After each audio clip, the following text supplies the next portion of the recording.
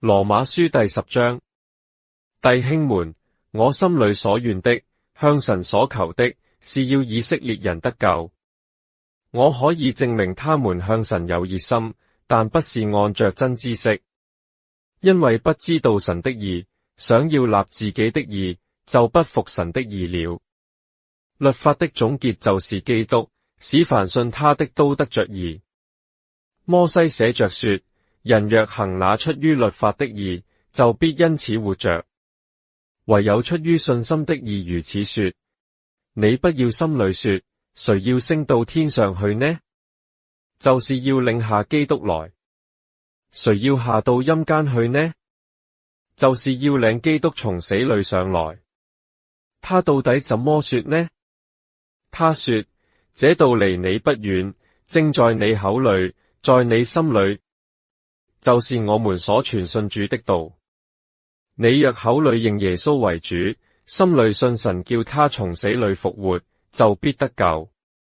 因為人心裏相信，就可以稱義；口裏承認，就可以得救。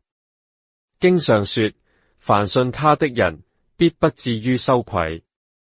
猶太人和希利尼人，並沒有分別，因為眾人同有一位主，他也厚待一切求告他的人。因為凡求告主名的，就必得救。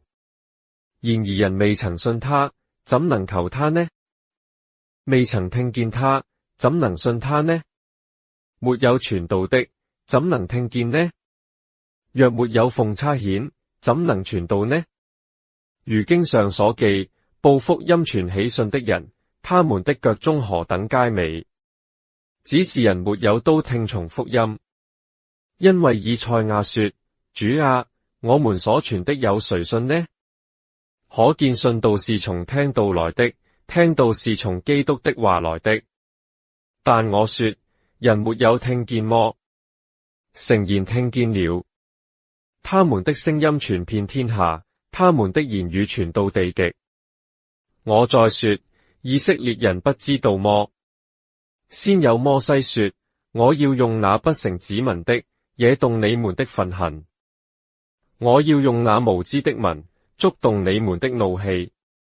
又有以賽亞放膽說：沒有尋找我的，我叫他們遇見；沒有訪問我的，我向他們顯現。